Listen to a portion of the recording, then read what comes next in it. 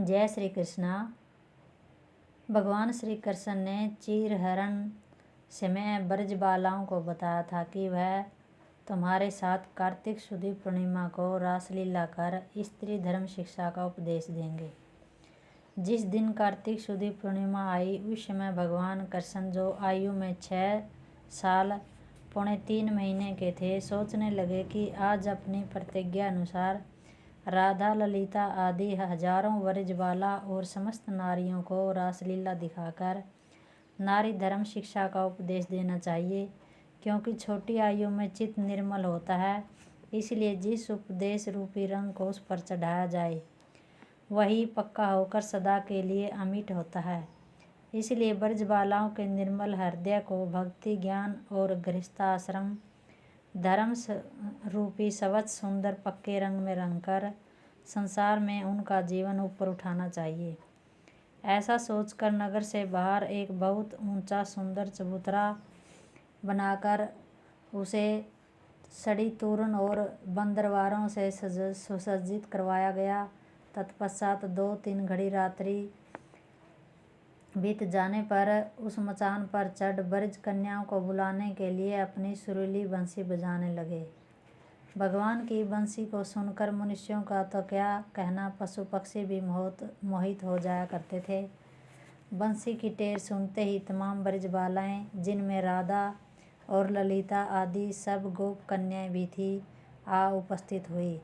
तब भगवान उनको संबोधित कर कहने लगे कि हे माता और बहनों, आज आपको नारी धर्म शिक्षा पर कुछ उपदेश देकर स्त्री कर्तव्य बताए जाएंगे, सो आप कृपया कर चित्त लगाकर सुनने की कृपा करें। हे देवियों, हमारे शास्त्रकारों ने स्त्री को लक्ष्मी के समान से संबोधित कर उसे गृहस्थ रूपी नौका को दुख सागर से तारने वाली नाविका कहा है।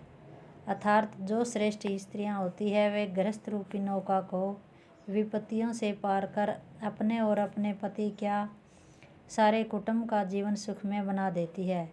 किंतु जिस घर में स्त्रियां कुटिल, कुचरित्र, क्रोधित और कुमार्गामिनी होती है, वे गृहस्थी नौका को विपत्ति के अथाह सागर में डुबाकर अपने पति सहित और समस्त कुटुंब का विनाश कर देती है।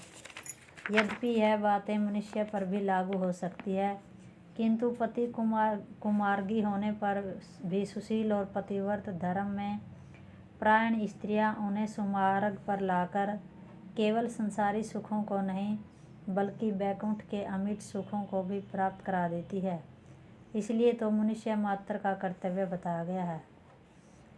हे देवियों, शास्त्रकारों ने पुरुषों के लिए भी स्त्री को संतुष्ट रखने के लिए बहुत से उपदेश दिए हैं, किंतु कुमार्गी पुरुष धर्मपरायण स्त्री के होते हुए घर को बर्बाद नहीं कर सकता, परंतु पुंसली पापिन स्त्री धर्मात्मा पुरुष के होते हुए भी गृहस्थ की गाड़ी को समूल नष्ट कर सकती है।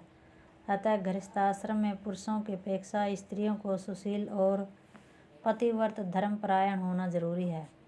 हे देवियों, जो स्त्री अपने सास ससुर, पति, देवर और जेठों की सेवा न करके अपने शिशुओं का उचित रीति से पालन नहीं करती है, या जो व्यभिचारिणी होकर पुरुषों के पास जाती है, वह क्रोध को धारण कर संतोष नहीं रखती, अपने गृह कार्य को जो सुचारू रूप से नहीं चलाती, वह इस लोक में स्वयं कष्ट पाकर और अपने कुटुंब को दुखित कर अंत समय अवश्य नरक भोगती है।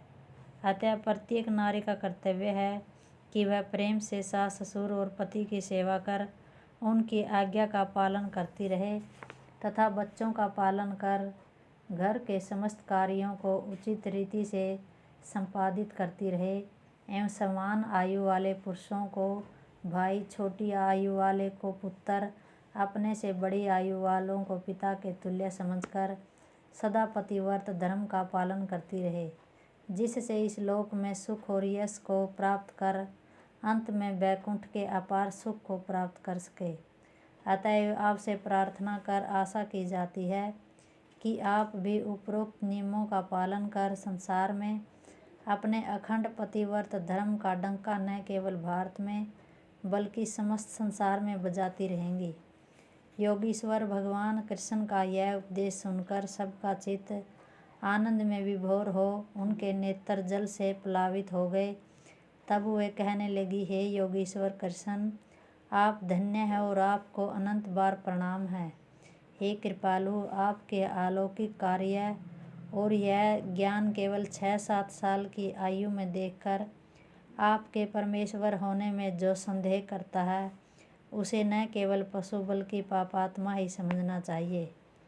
हे योगेश्वर, यद्यपि हम आपका ज्ञानोपदेश सुनकर प्रतिज्ञा करती हैं कि मृत्यु पर्यंत आपके बताए हुए नियमों का पालन करती रहेंगी, किंतु चीरहरण के समय जो आपने रासलीला दिखाने की प्रतिज्ञा की थी उसका पालन कीजिए। ललिता आदि ब्रजबालाओं की यह प्रार्थना सुनकर भगवान ने कहा, ऐसा भी किया जाएगा। इसके बाद भगवान ने निर्मल प्रेम से अपना अनंत रूप धरकर गोपियों के साथ रासलीला करनी आरंभ कर दिया। किंतु जब सब देवताओं के साथ कामदेव ने उन्हें गोपियों के प्रेम में और गोपियों को उनके प्रेम में प्लावित देखा तो कृष्ण भगवान कामदेव को मन की बात जानकर उसे अपना निर्मल प्रेम और योग दिखाने के लिए तथा गोपियों के लिए भक्ति वैराग्य युक्त निर्मल प्रेम की परीक्षा लेने के लिए उसी क्षण अंतर्धान हो गए। जय श्री कृष्ण।